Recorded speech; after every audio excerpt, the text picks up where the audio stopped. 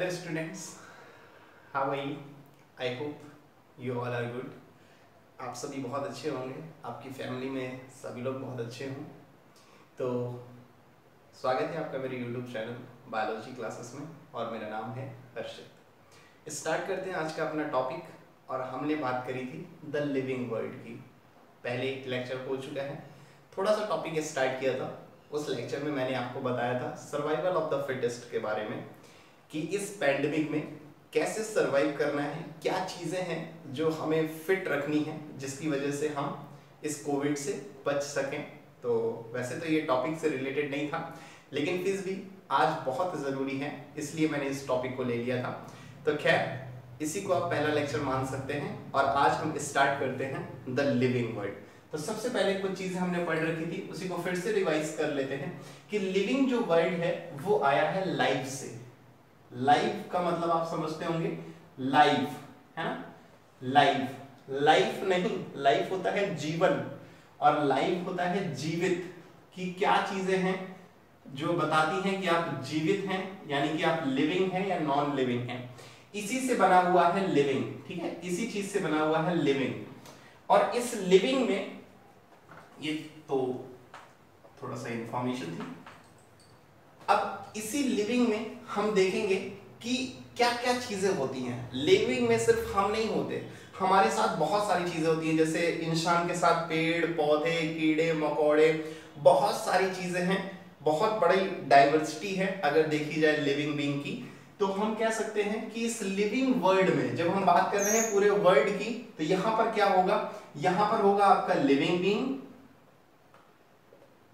Being और उनकी पूरी डाइवर्सिटी, ठीक है, लिविंग बीइंग प्लस उनकी डाइवर्सिटी। तो that's why we can say कि लिविंग बीइंग और उनकी पूरी डाइवर्सिटी को हम लोग क्या कह रहे हैं, द लिविंग वर्ल्ड। और इसी को एक दूसरा नाम और दे देते हैं, तो वो नाम क्या है। एक्चुअली में लिविंग का मतलब, लाइफ का मतलब क्या होता है, बायो। आपको पता है बायोलॉजी का मतलब क्या होता है, बायोलॉजी का मतलब क्या होता है, बायो का मतलब होता है लिविंग और लॉगी का मतलब होता है स्टडी। जब हम लिविंग चीज की स्टडी करते हैं दैट इज कॉल्ड बायोलॉजी।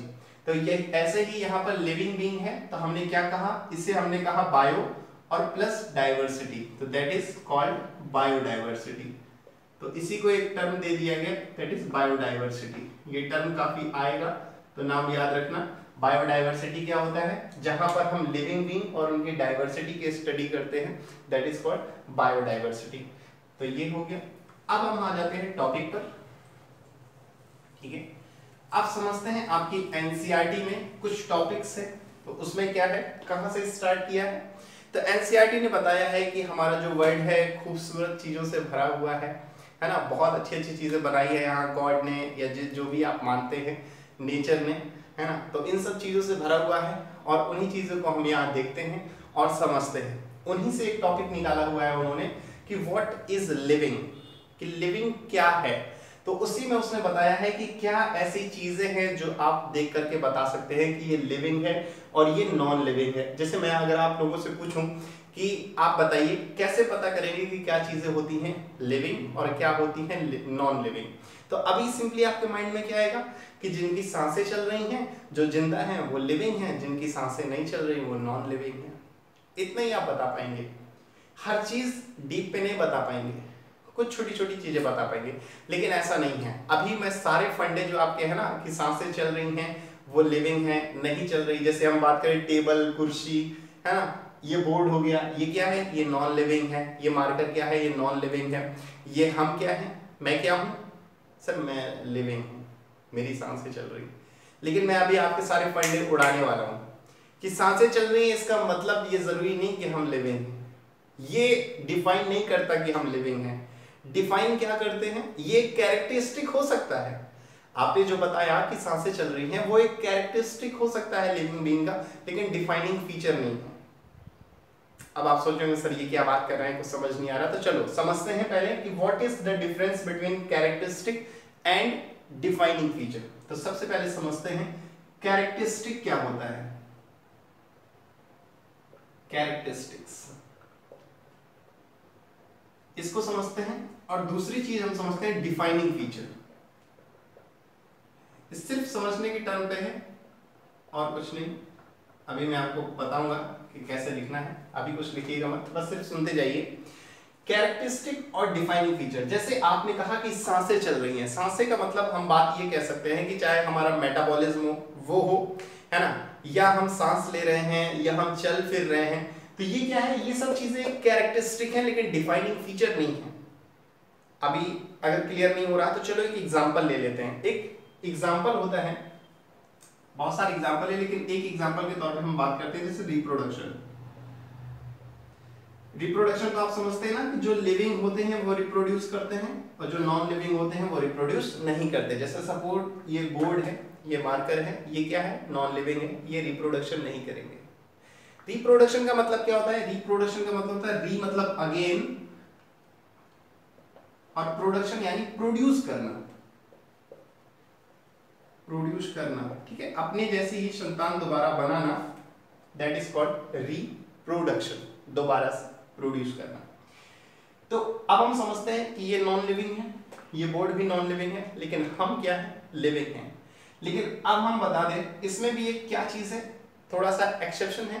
अगर हम बात करें ह्यूमन बीइंग की बात कर रहा हूं, है ना, जिसे आप लिविंग और नॉन लिविंग बता रहे हैं ना, अगर हम एग्जांपल के तौर पे बात करें नॉन स्टेराइल ह्यूमंस की, नॉन स्टेराइल ह्यूमन बीइंग, ठीक है। अगर हम बात करें म्यूल की, म्यूल समझते हैं, खच्चर, खच्चर जानते होंगे, है ना, घोड़े और गधे का मिक्सचर, म्यूल। अगर हम बात करें वर्कर हनी बी की, वर्कर हनी बी,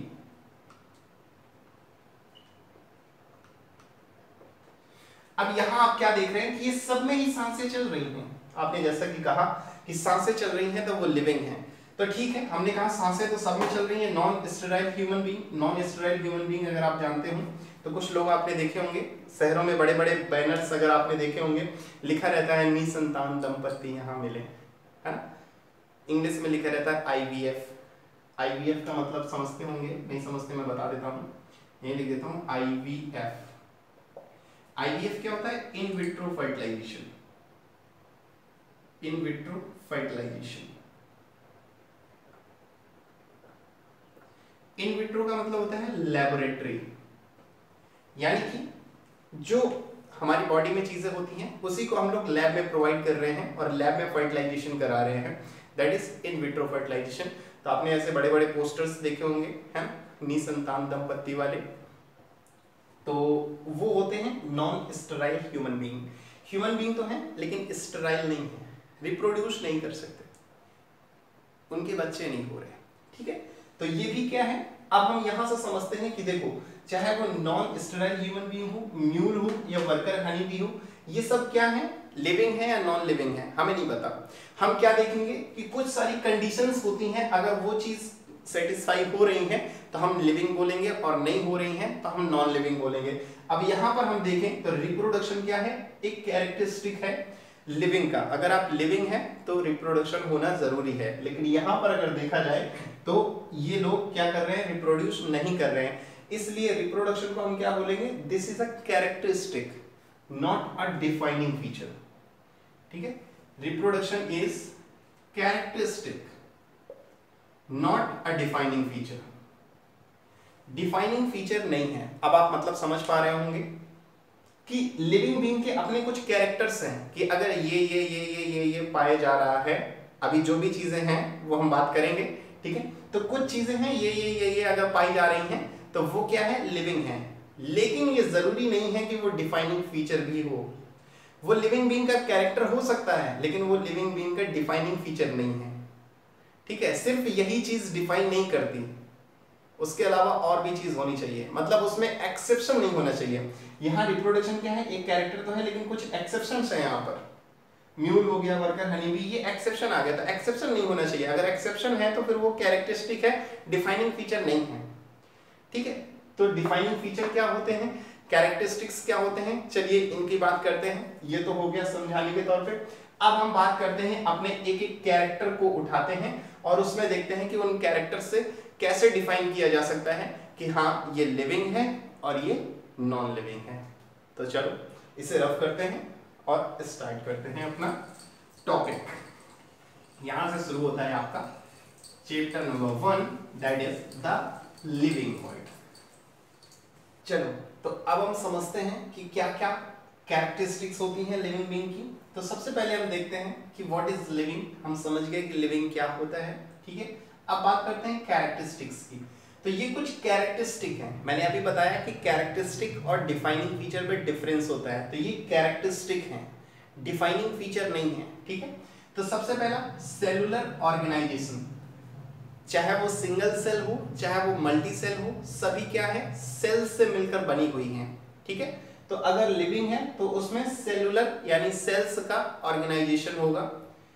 रिप्रोडक्शन, जैसे कि मैंने अभी आपको एग्जांपल में समझाया था कि रिप्रोडक्शन भी क्या है, एक कैरेक्टरिस्टिक है। तो रिप्रोडक्शन पाया जाएगा लिविंग में। देन मेटाबॉलिज्म, मेटाबॉलिज्म का मतलब हमारे अंदर कुछ ना कुछ रिएक्शंस चल रही हैं, हमारे जान में या हमारे अनजाने में। जैसे हमने खाना खाया, अब हमें नहीं पता अंदर क्या हो रहा है लेकिन रिएक्शंस चल रही हैं, डाइजेशन हो रहा है, हमें दिख नहीं रहा, हमें समझ नहीं आ रहा, लेकिन रिएक्शंस हो रही हैं, दैट इज मेटाबॉलिज्म, ठीक है। Next homeostasis. होमियोस्टैसिस का मतलब होता है constant internal environment temperature, constant internal environmental temperature या इंटरनल टेम्परेचर कह दो, एनवायरनमेंट से कंफ्यूज मत हो जाना, लेकिन यहां पर इंटरनल लिखा है। तो constant internal environmental temperature, environmental temperature मतलब कि अपनी बॉडी का टेम्परेचर हमेशा कांस्टेंट रखना।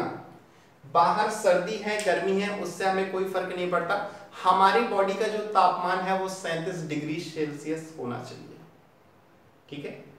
फ़ारेनहाइट में बात करें तो ये 37 डिग्री सेंटीग्रेड और फ़ारेनहाइट में 98.4 या 7 जितना होता हो डिग्री फ़ारेनहाइट, ठीक है। तो हमारी बॉडी का जो टेम्परेचर है इतना होना ही चाहिए, हमें फर्क नहीं पड़ना चाहिए कि बाहर सर्दी है या गर्मी है, ठीक है। तो दिस इज होमियोस्टैसिस। नेक्स्ट है हेरिडिटी। हेरिडिटी का मतलब क्या होता है, transfer of character from parents to progeny. हमारे में कुछ ऐसे कैरेक्टर्स पाए जाना जो हमारे पिताजी में भी हैं। जैसे कलर, कई बार ऐसा होता है कि माँ बाप का कलर जैसा है वैसे बच्चे का होता है। कुछ एक्सेप्शन भी होते हैं, है ना। साउथ के हीरो हीरोइन, वो कहते हैं ना कि साउथ में अरे एक जोक था कि अमेरिका वाले कितने भी बड़े साइंटिस्ट क्यों ना बन जाएं, कभी ये नहीं पता कर पाएंगे कि साउथ की फिल्मों में जो पापा होता है, जो पेरेंट्स होते हैं वो काले होते हैं लेकिन बच्चे क्यों गोरे होते हैं। तो कितनी भी खोज कर लें ये नहीं पता चलेगा। तो दिस इज हेरिडिटी, है ना। पेरेंट्स के कैरेक्टर्स का प्रोजनी में आना, दैट इज कॉल्ड हेरिडिटी। ये भी क्या है, एक लिविंग बीइंग का कैरेक्टर है। रिस्पॉन्स टू स्टिमुलाई, बाहर कुछ भी होगा तुरंत हम उसके अकॉर्डिंग रिस्पॉन्स करते हैं। हमें कोई टच करेगा तो हमें रिस्पॉन्स फील होगा कि हाँ किसी ने टच किया। बाहर सर्दी है गर्मी है तुरंत हमें पता चलता है कि बहुत गर्मी है, पसीना आ रहा है, सर्दी है, तो दांत कट कट कट कट बोलते हैं ना। तो this is response to stimuli. ये भी क्या है, लिविंग बीइंग का कैरेक्टर है। आप इस मार्कर को बाहर रख दो, इसे कोई फर्क नहीं पड़ेगा, ना इसे पसीना आएगा और ना इसके ठंड में कप आएगा, ठीक है। तो ये एक लिविंग बीइंग का कैरेक्टरिस्टिक है, that is response to stimuli.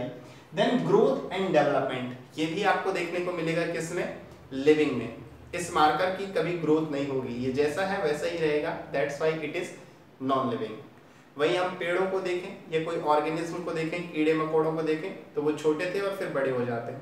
पेड़ भी हम छोटा सा लगाते हैं वो बड़ा हो जाता है, वो भी क्या है, लिविंग है। हम लोग क्या है, पहले छोटे थे आज बड़े हो गए। अच्छा आप लोग अभी भी छोटे हैं, चलो ठीक है, तो आप लिविंग तो हो ना तो बड़े हो गए कोई बात नहीं। तो ग्रोथ एंड डेवलपमेंट ये भी क्या है, एक कैरेक्टरिस्टिक है लिविंग बीइंग का। नेक्स्ट है एडेप्टेशन थ्रू इवोल्यूशन। इवोल्यूशन, जैसे जैसे धीरे धीरे हम बड़े होते जाते हैं वैसे वैसे एडॉप्ट होते जाते हैं एनवायरनमेंट के अकॉर्डिंग, है ना। वो कहते हैं ना जैसा देश वैसा बेस, जहाँ रहते हैं वैसे ही क्या कर लेते हैं, अपने आप को एडॉप्ट कर लेते हैं। This is a character of living being.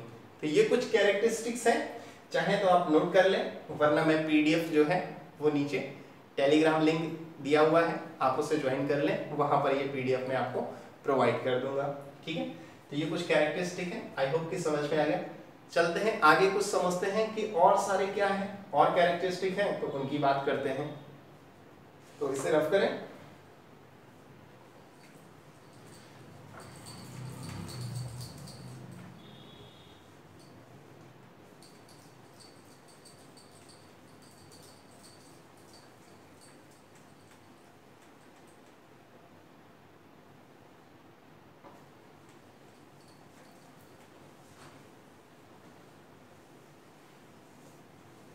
बात करते हैं नेक्स्ट कुछ कैरेक्टरिस्टिक्स की।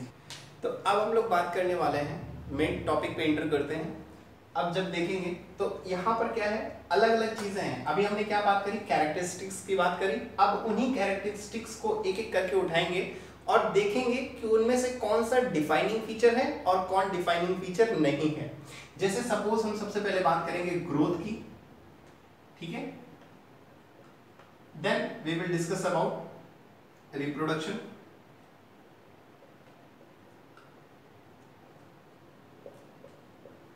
एग्जाम्पल के तौर पे हमने इसको समझ लिया है, लेकिन फिर भी हम इसकी बात करेंगे। फिर मेटाबॉलिज्म की बात करेंगे कि मेटाबॉलिज्म कैसे होता है और क्या क्या उसमें फीचर हैं। फिर उसके बाद हम बात करेंगे सेलुलर ऑर्गेनाइजेशंस की, कि सेल्स कैसे कैसे ऑर्गेनाइज होती हैं, लिविंग में और नॉन लिविंग में क्या डिफरेंस बताती हैं। सेलुलर ऑर्गेनाइजेशन की बात करेंगे। फिर हम बात करेंगे कॉन्शियसनेस की,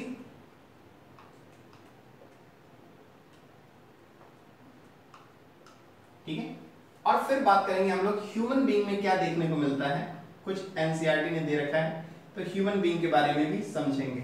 अपन लोग के बारे में तो हम वैसे ही काफी कुछ जानते हैं, तो ऐसे ही करके हम एक एक चीज उठाएंगे। सबसे पहले हम ग्रोथ की बात करेंगे, तो देखेंगे ग्रोथ क्या क्या होती है, लिविंग में कैसी होती है, नॉन लिविंग में कैसी होती है ना। क्या नॉन लिविंग में ग्रोथ होती भी है या नहीं होती है, या सिर्फ लिविंग में ही देखने मिलती है। अगर लिविंग में ही देखने मिलती है तो फिर ये कैरेक्टरिस्टिक्स के साथ ये क्या हो जाएगा, ये डिफाइनिंग फीचर भी हो जाएगा। अब यहां ऐसे लिख मत लेना कि ये डिफाइनिंग फीचर है, मैं बता रहा हूं एक एग्जांपल के तौर पे। जैसे ये क्या है, ये डिफाइनिंग फीचर नहीं है, डिफाइनिंग फीचर नहीं है। अभी एग्जांपल के तौर पे हमने देखा था ना कि रिप्रोडक्शन क्या है, डिफाइनिंग फीचर नहीं है, ठीक है। तो ऐसे ही एक एक चीज के बारे में हम लोग स्टडी करेंगे, समझेंगे और ये भी देखेंगे कि क्या वो डिफाइनिंग फीचर है या नहीं है, ठीक है। तो सबसे पहले हम लोग बात करेंगे ग्रोथ की। मैं इसे रफ कर देता हूं और फिर स्टार्ट करते हैं हम लोग ग्रोथ से। किताबें बहुत सी पढ़ी होंगी तुमने, मगर कोई चेहरा क्या तुमने पढ़ा है मेरी जान नज़र से पढ़ा है, बता मेरे चेहरे पे क्या क्या लिखा है। तो चलो स्टार्ट करते हैं फर्स्ट ग्रोथ के बारे में, ठीक है। एक एक टॉपिक के बारे में हम लोग आराम से डिस्कस करेंगे और समझेंगे कि क्या ये डिफाइनिंग प्रॉपर्टी है कि नहीं। कैरेक्टरिस्टिक तो होती है, हमने देख लिया, लेकिन अब ये डिफाइनिंग प्रॉपर्टी है या नहीं, तो चलो उसके बारे में पहले पढ़ते हैं, समझते हैं और फिर देखते हैं कि डिफाइनिंग प्रॉपर्टी में आएगा कि नहीं आएगा। तो सबसे पहले हम लोग बात करते हैं ग्रोथ की। तो growth increase in mass and increase in number, ठीक है। एक मिनट में मार्कर चेंज कर लूँ। हाँ, increase in mass and increase in number. Growth दो तरह से होती है, या तो नंबर बढ़ा दो तो उसे ग्रोथ कहेंगे, या मास में इंक्रीज कर दो। मास का मतलब क्या होता है, किसी चीज में कोई चीज इकट्ठा करते जाओ तो उसका साइज बढ़ता जाए, that's why we can say it is growing, ठीक है। तो increase in mass and increase in number of individual are twin characteristic of growth. Growth दो तरह से देख सकते हैं, या तो मास में इंक्रीज हो या नंबर में इंक्रीज हो, तो दो कैरेक्टर हो गए ग्रोथ के। सेकंड देखते हैं, in majority of higher animals and plants growth and reproduction. कौन कौन से, अगर हम हायर एनिमल्स में देखें तो ग्रोथ और रिप्रोडक्शन ये क्या है, are mutually exclusive event. Mutually का मतलब होता है एक साथ देखे जाते हैं। ज़्यादातर हायर एनिमल्स की अगर हम बात करें या प्लांट्स की बात करें तो उनमें चाहे वो ग्रोथ हो चाहे रिप्रोडक्शन हो, ये क्या है, म्यूचुअली एक्सक्लूसिव इवेंट्स। यानी कि अगर हम एनिमल्स की बात करें या प्लांट्स की बात करें तो ग्रोथ हम कैसे देखेंगे, हम ग्रोथ उसका देखेंगे कितनी ज़्यादा संख्या में है। वो भी तो एक ग्रो है, पहले एक पेड़ था, 2 हो गए, 3 हो गए, 4 हो गए, या एक मतलब किसी घर में एक इंसान रहता था, फिर धीरे धीरे और सारे बढ़ गए, तो हम क्या कहेंगे कि उनकी ग्रोथ हो रही है ना, मतलब वो बढ़ रहे हैं। तो चाहे ग्रोथ हो या रिप्रोडक्शन हो, दोनों क्या है, म्यूचुअली एक्सक्लूसिव इवेंट हैं। दोनों ही बहुत एक दूसरे से म्यूचुअल मिलते जुलते हैं, ठीक है। संख्या में बढ़ना, या हम कह दें कि रिप्रोडक्शन के बाद वो बड़े हैं, तो भी वो क्या है, एक तरह से ग्रोथ है। फिर बात करते हैं प्लांट्स की। अब देखो, ग्रोथ की बात करते हैं, प्लांट्स में कैसी होती है और एनिमल्स में कैसी होती है। जैसे एक प्लांट है, सपोज एक ट्री है, किसी का भी ले लो, नीम का, पीपल का, बरगद का, जिसका भी आप लेना चाहो, तो आप क्या देखते हैं कि प्लांट में क्या होता है कि जो ग्रोथ होती है ना, उनकी ग्रोथ जो होती है वो लोकलाइज्ड होती है और अनलिमिटेड होती है।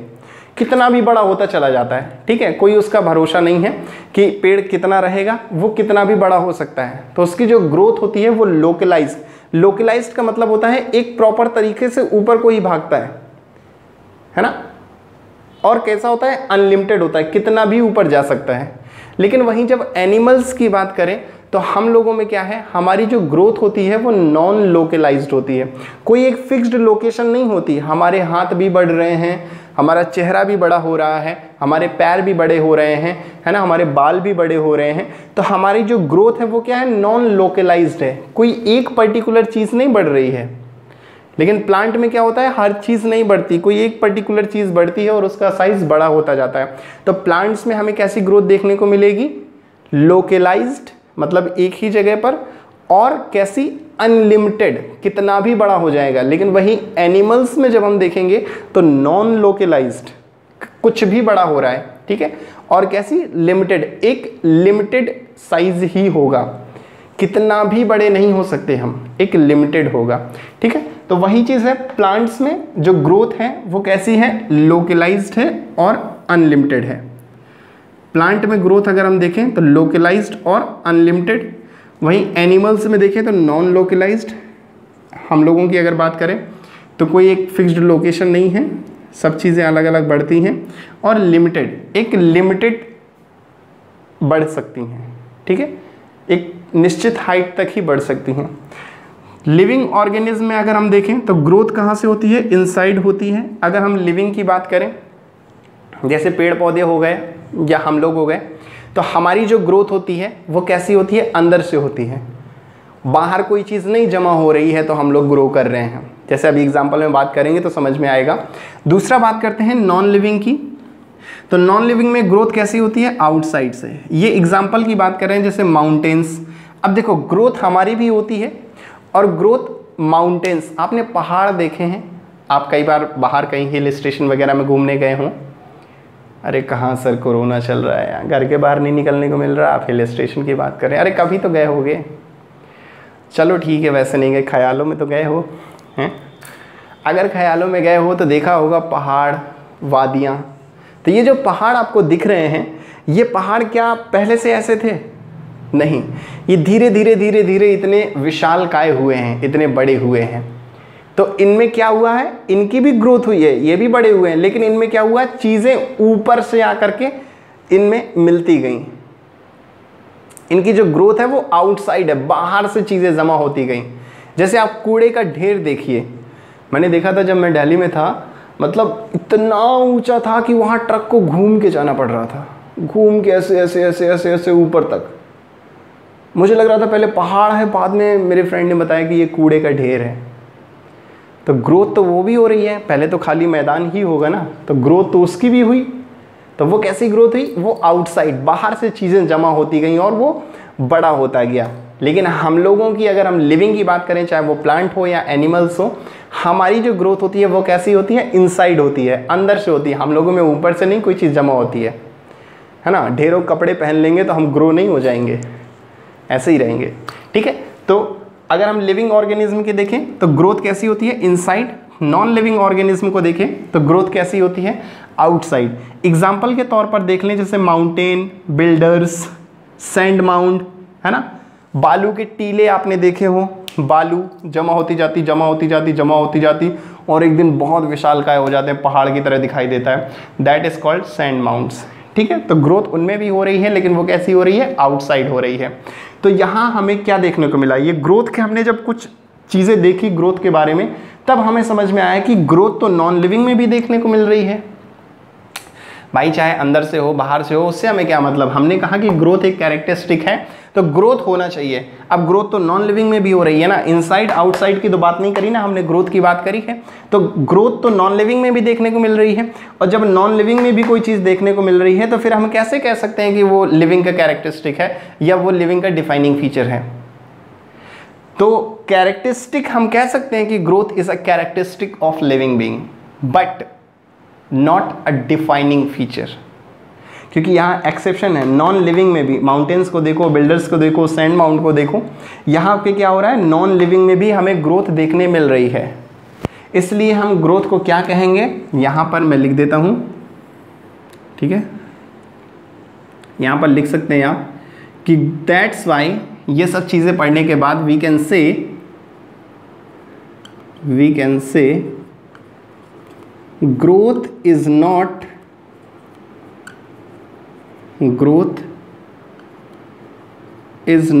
a defining feature,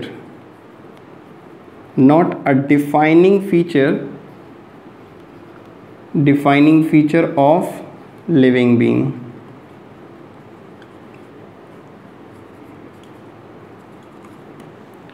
ग्रोथ क्या है, एक डिफाइनिंग फीचर नहीं है। Growth is not a defining feature.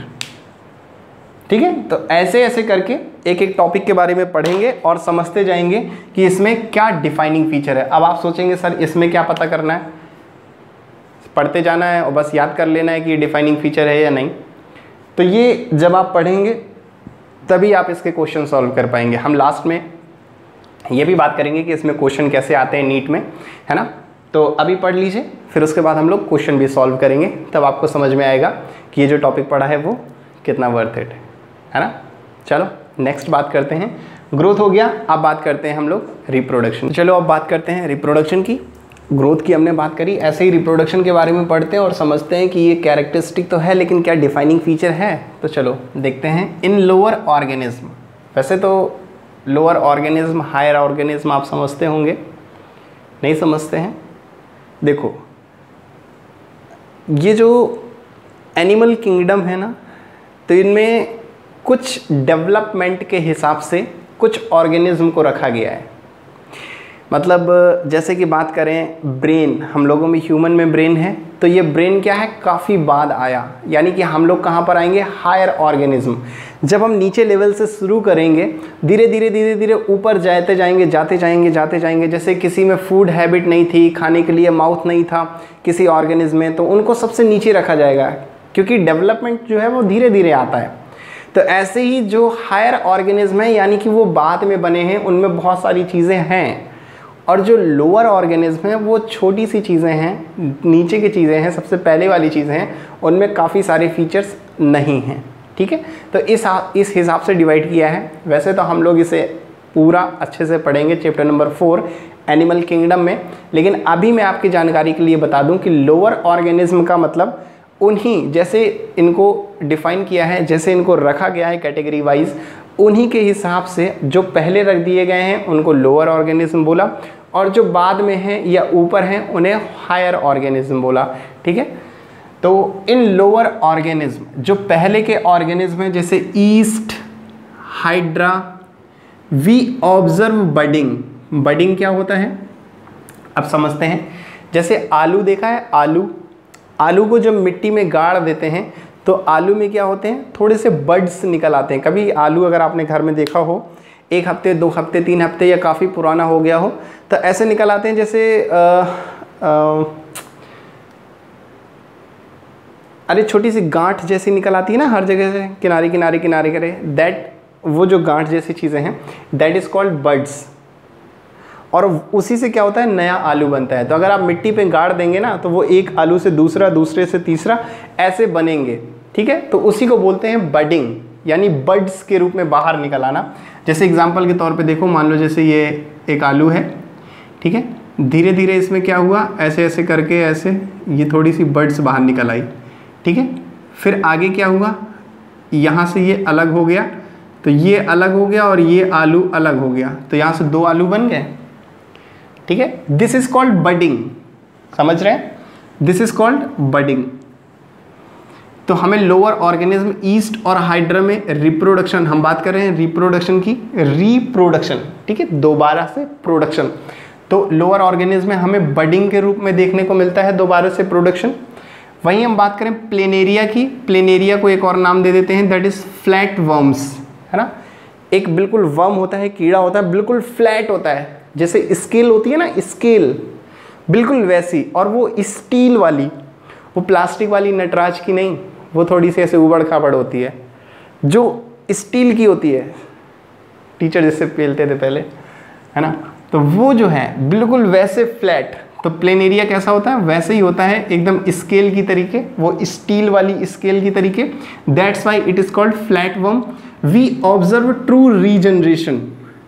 अब रीजनरेशन क्या है, देखो, रीप्रोडक्शन, री मतलब अगेन, प्रोडक्शन यानी प्रोडक्शन, ऐसे ही यहाँ पर रीजनरेशन, यानी री मतलब अगेन, जनरेशन मतलब जनरेट होना, दोबारा से जनरेट होना, रीजनरेशन, सॉरी यहाँ थोड़ा स्पेलिंग मिस्टेक हो गई, ये है रीजनरेशन।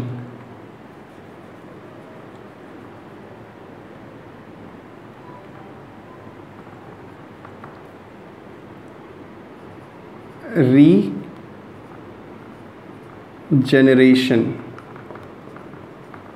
ठीक है। तो री मतलब अगेन, दोबारा से, री मतलब अगेन और दोबारा से यानी जनरेट होना, कोई चीज़ दोबारा से जनरेट हो जाए, दैट इज रीजनरेशन। तो ये कहाँ देखने को मिलेगा, प्लेनेरिया में मिलेगा, बहुत इंपॉर्टेंट है, इससे नीट में क्वेश्चन आता है, ठीक है, और एक नहीं बहुत बार आ चुका है, तो ये बहुत इंपॉर्टेंट है।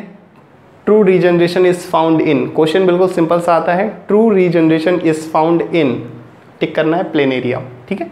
फ्लैट वर्म दिया होगा या प्लेनेरिया दिया होगा, वैसे तो प्लेनेरिया ही दिया रहता है, दैट इज। अब यहाँ रीजनरेशन का मतलब देख लेते हैं। Fragmented organism regenerates the lost part of its body and becomes a new organism. क्या कह रहा है, जरा इसको समझते हैं एग्जाम्पल के तौर पे। जैसे सपोज ये क्या है आपका,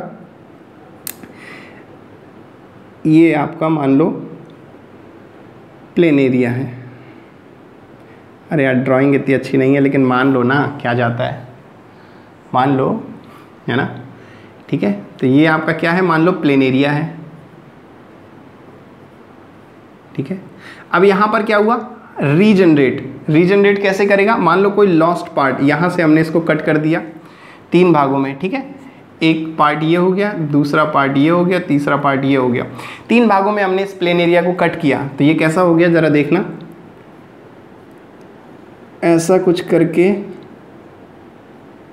एक पार्ट ये हो गया, ठीक है, फिर ये बीच वाला हिस्सा, ऐसा कुछ करके ये दूसरा वाला हिस्सा हो गया, और फिर ये नीचे वाला हिस्सा, ये 3 भागों में डिवाइड हो गया, ठीक है। ये पहला पार्ट, ये दूसरा, ये तीसरा, ठीक है। इसको कट किया, 3 भागों में डिवाइड हो गया। अब होगा क्या कि क्या लिखा है, lost part, regenerate the lost part. अब इसके जो नीचे वाले पार्ट नहीं है इस पहले वाले के, वो उसको क्या कर लेगा, रीजनरेट कर लेगा। तो ये कैसा हो जाएगा, फिर से वैसा ही हो जाएगा। ऐसे ये दूसरा वाला, ये भी क्या करेगा, अपने ऊपर नीचे वाले पार्ट को फिर से रीजनरेट कर लेगा, यानी कि ये फिर से कैसा हो जाएगा, ऐसा हो जाएगा, ठीक है। सेम वही तीसरे वाले को अगर हम देखें तो तीसरा वाला भी, ये नीचे का पार्ट है इसके पास, ये ऊपर का बनाएगा और फिर से कैसा हो जाएगा, प्लेनेरिया बन जाएगा।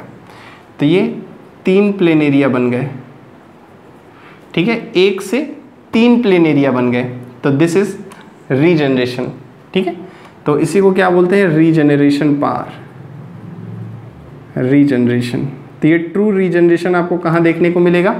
प्लेनेरिया में मिलेगा। ठीक है, इंपॉर्टेंट है इसलिए मैंने इसे डायग्राम के साथ समझाया है, याद रखिएगा। फिर there are many organism which do not reproduce, ये मैं पहले एग्जाम्पल में बता चुका हूँ कि कुछ ऑर्गेनिज्म हैं जो कि रिप्रोड्यूस नहीं करते, जैसे म्यूल हो गया, स्टेराइल वर्कर बीज, है ना। मधुमक्खी का जो छत्ता बनाते हैं उसमें एक रानी होती है और बाकी जो मधुमक्खियाँ होती हैं वो क्या होती हैं? स्टेराइल वर्कर बीज होती हैं। उनका काम सिर्फ काम करना होता है, वो सिर्फ काम करते रहते हैं, है ना, और कोई काम नहीं होता उनका। ठीक है, तो उनको बोलते हैं स्टेराइल वर्कर बीज। वो मधुमक्खियाँ भी नहीं रिप्रोड्यूस करते। ठीक है, सिर्फ काम करना उनका काम होता है। फिर infertile human couple, infertile human couple वही निसंतान दंपत्ति, है ना, निसंतान दंपत्ति वाले बैनर लगे रहते हैं। तो कुछ ऑर्गेनिज्म ऐसे भी होते हैं जो रिप्रोड्यूस नहीं कर रहे हैं, लेकिन देखा जाए तो ये लिविंग हैं, यानी कि कैरेक्टरिस्टिक तो है रिप्रोडक्शन, और क्या नहीं है? डिफाइनिंग फीचर नहीं है। क्योंकि यहाँ पर कुछ हमें एक्सेप्शन दिख रहे हैं लिविंग में, क्योंकि ये लिविंग तो हैं लेकिन ये रिप्रोड्यूस नहीं कर रहे हैं, इसलिए रिप्रोडक्शन क्या है? डिफाइनिंग फीचर नहीं है। तो hence reproduction also cannot be an all inclusive defining feature of living organism. ठीक है, तो इसके जितने भी फीचर हैं वो कैसे हैं? वो लिविंग की तरह नहीं है। मतलब लिविंग तो हैं लेकिन उसमें भी एक्सेप्शन है कि रिप्रोडक्शन हमें देखने तो मिल रहा है लेकिन कुछ में रिप्रोडक्शन नहीं देखने मिल रहा, लेकिन फिर भी वो लिविंग है। इसका मतलब क्या है? कि ये डिफाइनिंग फीचर नहीं है। ठीक है, समझ में आ गया? तो ग्रोथ भी डिफाइनिंग फीचर नहीं था, रिप्रोडक्शन भी डिफाइनिंग फीचर नहीं था। अब नेक्स्ट बात करते हैं हम लोग मेटाबॉलिज्म की, तो उसके बारे में पढ़ते हैं और उसे समझते हैं क्या वो भी डिफाइनिंग फीचर है या नहीं है। तो चलो इसे रफ करते हैं और देखते हैं अब अपन मेटाबॉलिज्म को।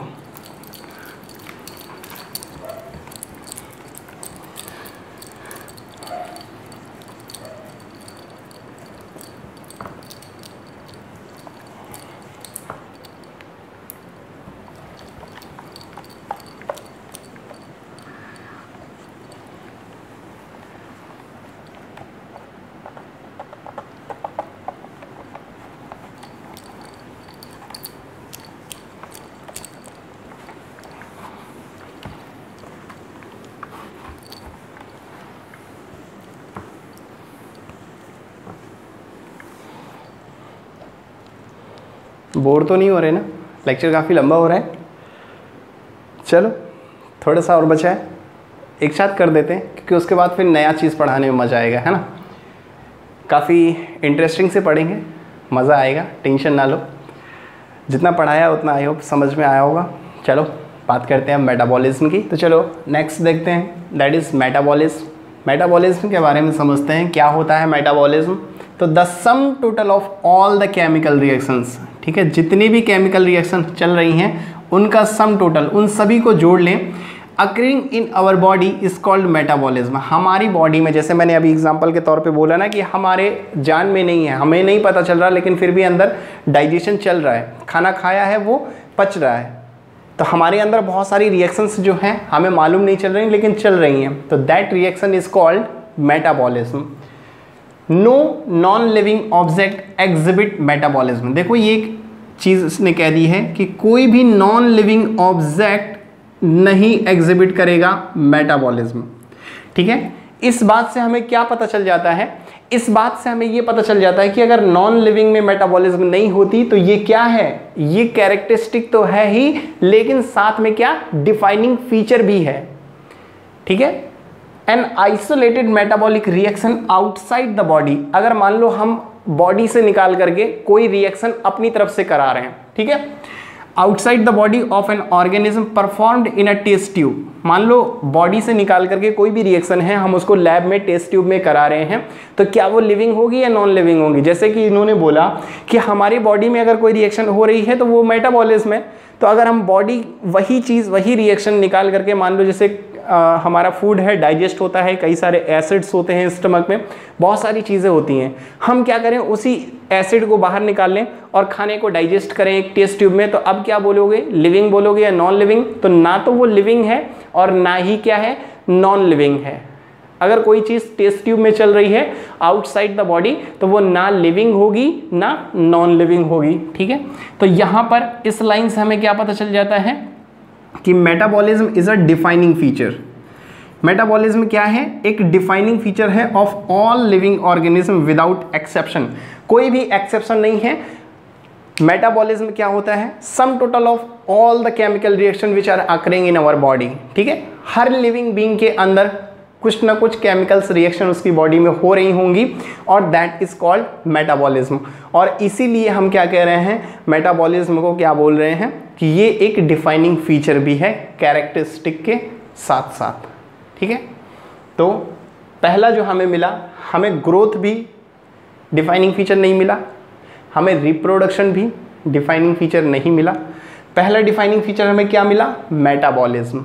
ठीक है, तो इसे याद रखना, ये क्या है, डिफाइनिंग फीचर है। तो अब बात करते हैं next, that is cellular organisation.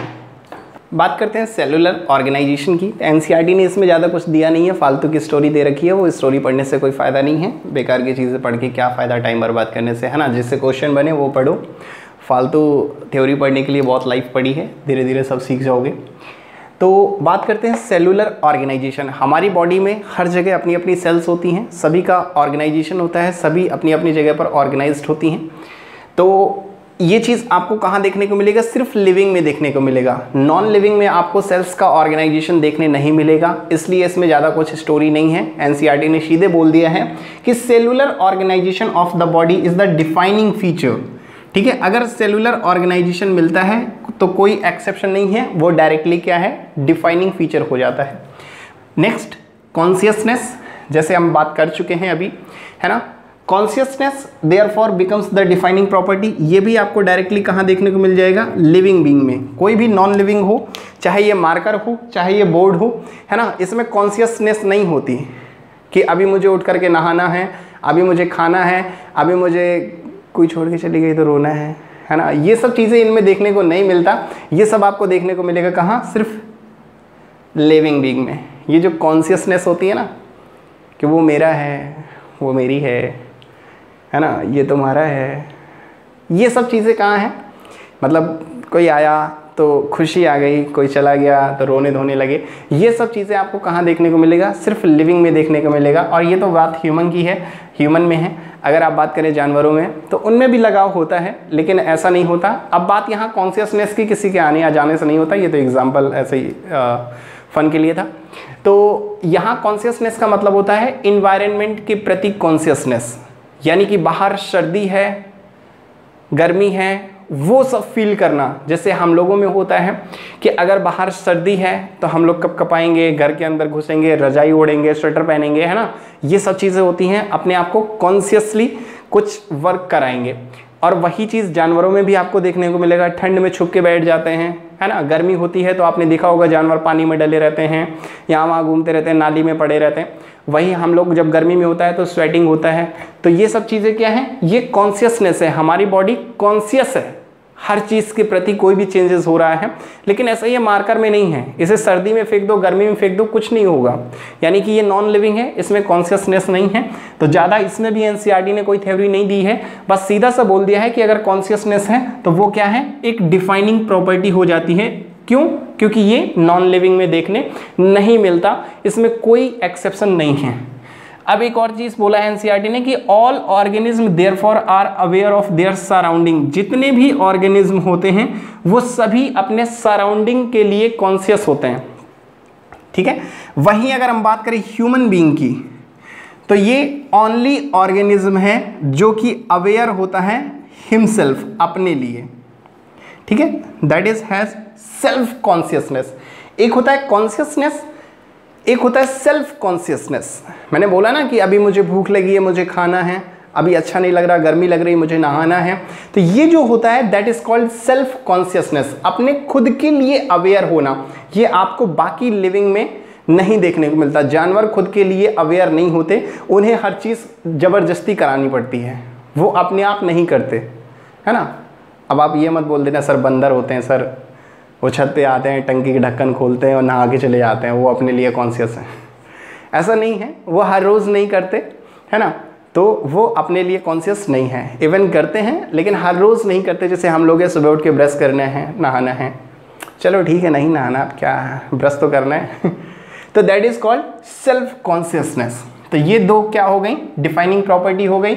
इसी के साथ साथ एक और डिफाइनिंग प्रॉपर्टी थी, वो क्या थी, मेटाबॉलिज्म। तो तीनों मैं यहीं लिख देता हूँ।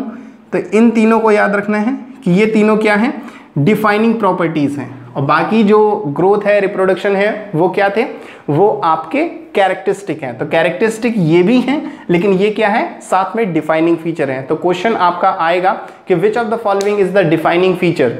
तो पहले गौर से क्वेश्चन पढ़ना कि डिफाइनिंग फीचर पूछ रहा है या कैरेक्टरिस्टिक पूछ रहा है, ठीक है। तो डिफाइनिंग फीचर अगर पूछा है तो आपको सेलुलर ऑर्गेनाइजेशन, कॉन्शियसनेस या मेटाबॉलिज्म में से एक टिक करना होगा, ठीक है, कि क्या क्वेश्चन में दिया है।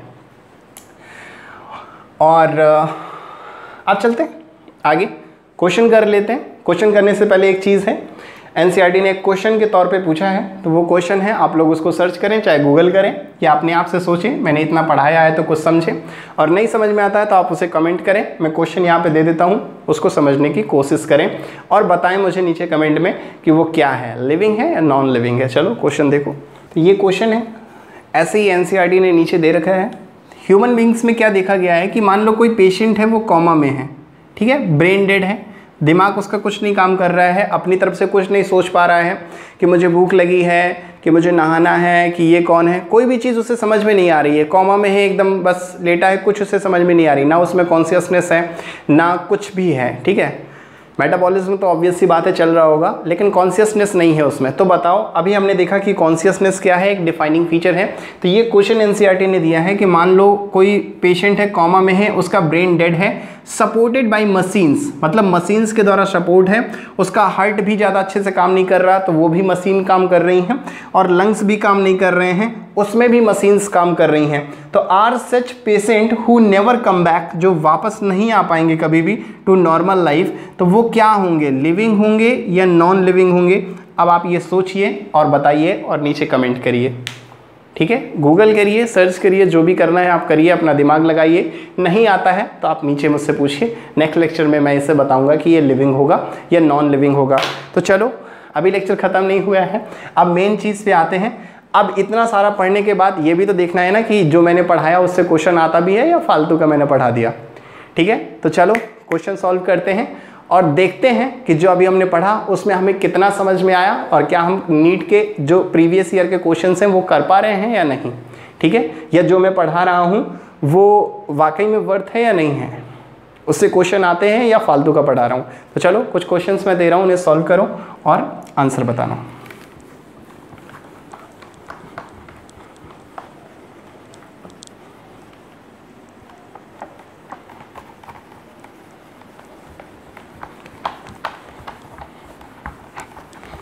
ये तो सर आपने लाइट की स्पीड से रफ किया है ना, एकदम लाइट की स्पीड से। ये क्वेश्चन है आपका, ठीक है, इसे सॉल्व करना है अभी तुरंत, ठीक है। क्वेश्चन क्या है, which one of the following aspect is an exclusive characteristic of living thing. अभी जो पढ़ा है उन्हीं में से क्वेश्चन है कि क्या इनमें से ऐसा एस्पेक्ट है जो लिविंग बीइंग या लिविंग थिंग को दर्शाता है।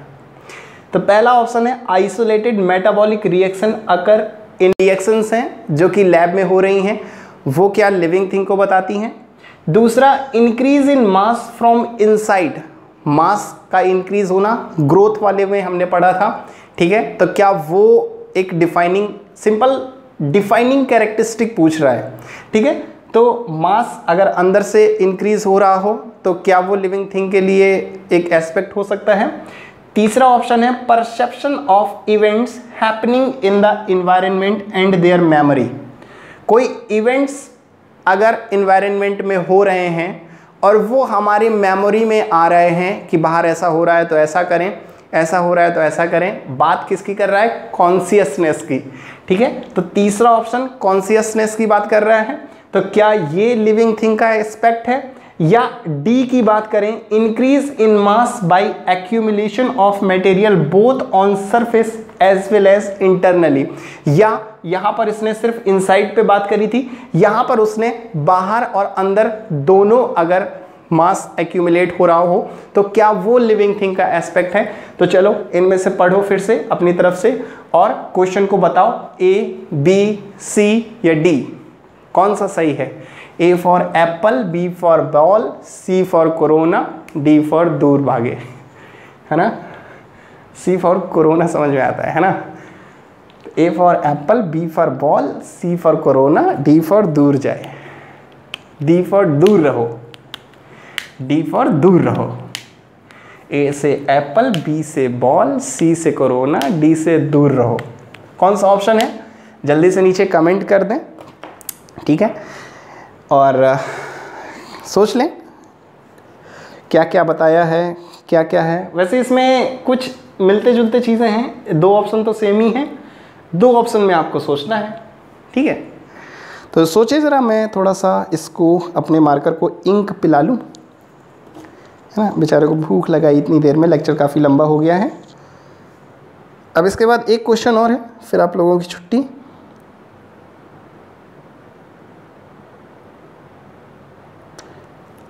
आई होप कि क्वेश्चन हो गया होगा, है ना? कुछ सोच रहे होंगे, अरे सर बहुत हलवा, इतना टाइम क्यों दे दिया, इतना तो एग्ज़ाम में नहीं मिलता, है ना? कुछ ये सोच रहे होंगे, अरे सर उसमें तो मेंस लिखा है, सर मेंस 2011, सर मेंस तो सर आईआईटी में होता है। बेटा मेंस मैं आपको बता दूं कि मेंस 2011 लिखा है, 2012 तक ये नीट नहीं होता था, एआईपीएमटी होता था, ठीक है? और एआईपीएमटी में दो पेपर होते थे, पहला प्री और दूसरा मेंस। जब प्री क्वालिफाई हो जाता था तो उसे मेंस देने मिलता था।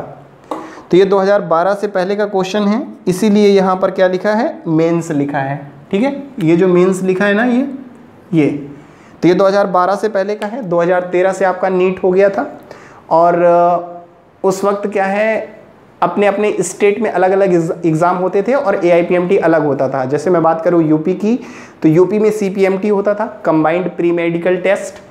ऐसे ही एमपी में होता था Madhya Pradesh pre medical test. Rajasthan में आरपीएमटी होता था, राजस्थान प्री मेडिकल टेस्ट। खैर अब तो आप लोग नीट के क्वेश्चन सॉल्व करते होंगे तो आपको ये समझ में नहीं आता होगा, वरना पहले जब हम लोग क्वेश्चन सॉल्व करते थे ना, तो आरपीएमटी का है, सीपीएमटी का है ना, बीआरपीएमटी का है, ऐसे करके क्वेश्चन सभी सॉल्व करने पड़ते थे, क्योंकि क्वेश्चन कहीं से भी उठकर बन जाता है।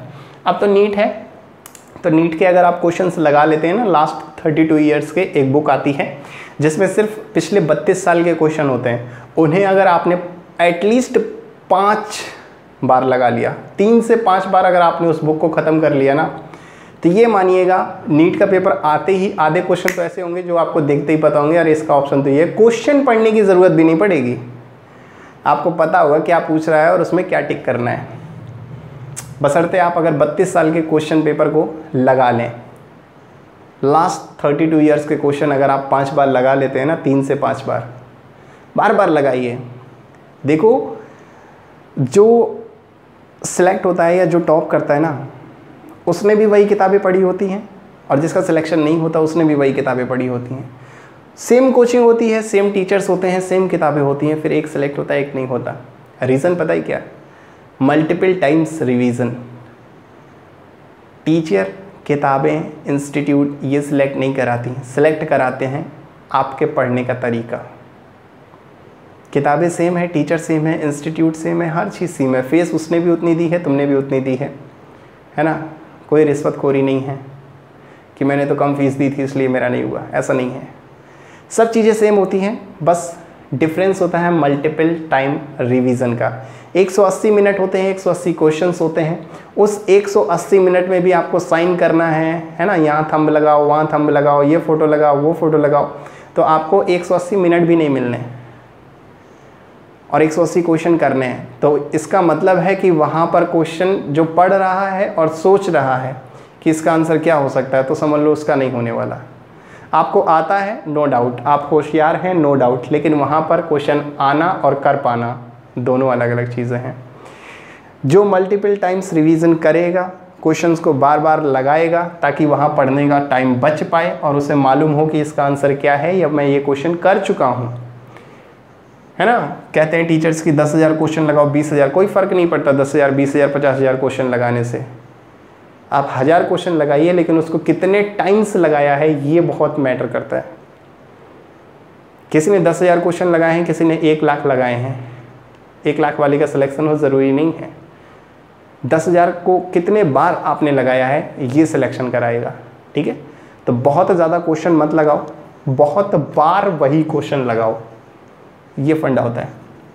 चलो समझ में आ गया होगा कि पहला ऑप्शन जो है वो कह रहा है कि आइसोलेटेड मेटाबॉलिक रिएक्शन। ये मैंने अभी पढ़ाया था कि अगर आइसोलेटेड आप कोई भी रिएक्शंस को बॉडी के बाहर कर रहे हैं वो ना तो लिविंग होती है ना नॉन लिविंग होती है, ठीक है। तो पहला ऑप्शन क्या हो जाता है, गलत हो जाता है, ये लिविंग का एस्पेक्ट नहीं है।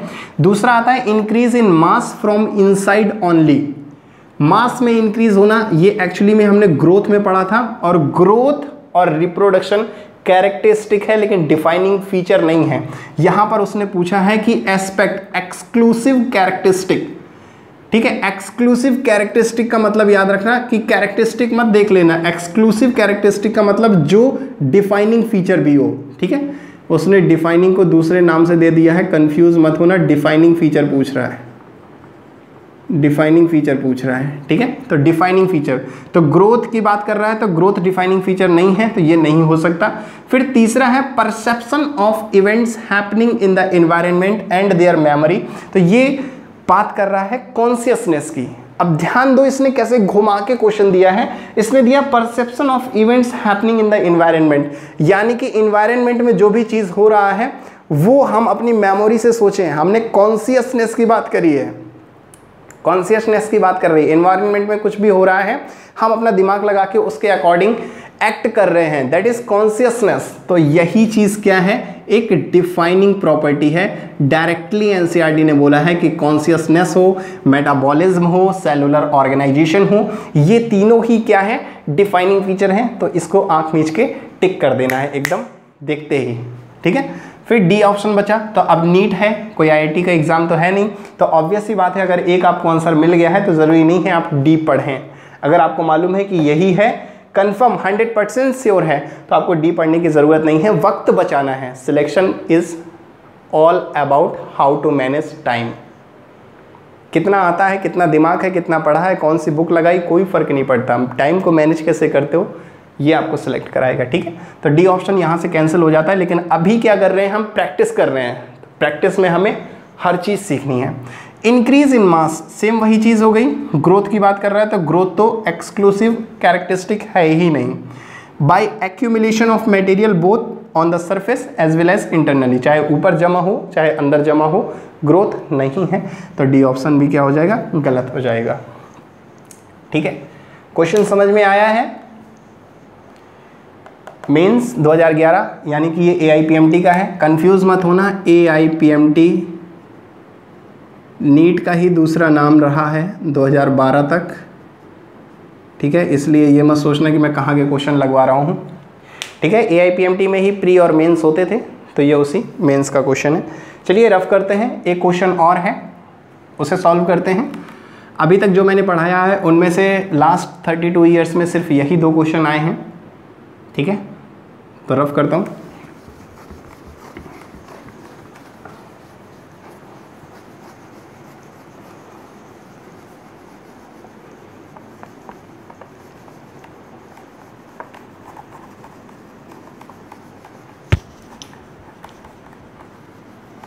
एक क्वेश्चन और कर लो बस, वो भी ऐसे ही जरा सा एकदम सिंपल सा है, देखते ही टिक हो जाएगा, ठीक है। टॉपिक ही बड़ा सिंपल था। चलो नेक्स्ट क्वेश्चन है, इसे भी सॉल्व करो जल्दी से। क्वेश्चन पढ़ लेते हैं एक बार। कह रहा है कि the living organism can be unexceptionally distinguish from the non living, यानी कि लिविंग और नॉन लिविंग में अलग करना है, लेकिन कोई एक्सेप्शन नहीं होना चाहिए उसमें। On the basis of their ability for, कोई एबिलिटी है उनमें, उस चीज़ में आपको देखनी है दोनों को डिस्टिंग्विश। सबसे पहला ए दिया है interaction with the environment and progressive evolution. Environment से इंटरेक्ट करना और लगातार इवॉल्व करना, क्या ये चीज़ एक एबिलिटी है लिविंग और नॉन लिविंग को जो अलग करती है? या दूसरा रिप्रोडक्शन, क्या ये एक एबिलिटी है जो लिविंग और नॉन लिविंग को अलग करती है? या तीसरा है ग्रोथ एंड मूवमेंट, ग्रो होना और मूव करना, ये क्या एक कैरेक्टरिस्टिक है जो लिविंग और नॉन लिविंग को डिस्टिंग्विश करता है? या डी ऑप्शन है, that is responsiveness to touch, कोई अगर टच कर रहा है तो उसके लिए रिस्पॉन्स करना, ये एक एबिलिटी है जो लिविंग और नॉन लिविंग को डिस्टिंग्विश करती है। तो A for apple, B for ball, C for corona, D for दूर रहना। कौन सा ऑप्शन सही है? पहले वाले में तो सी सही था, कोरोना ही चल रहा है, कोरोना ही सही था। इस वाले में क्या होगा? हो गया होगा, समझ गए होंगे अब तक, है सिंपल सा टॉपिक था। तो इसमें जो आपका ऑप्शन सही है वो ए नहीं है, बी नहीं है, सी ग्रोथ एंड मूवमेंट। भैया ग्रोथ के बारे में, रिप्रोडक्शन के बारे में तो हम जानते हैं कि ये तो डिफाइनिंग फीचर है ही नहीं, तो ये दो तो हो ही नहीं सकते। मैटर फंसता है ए में और डी में। ए मैंने पहले लिख दिया कि नहीं है, चलो ठीक है, बात कर लेते हैं पहले। ए और डी में मैटर फंस रहा होगा कि interaction with the environment, sir ये भी तो कॉन्शियसनेस की बात कर रहा है।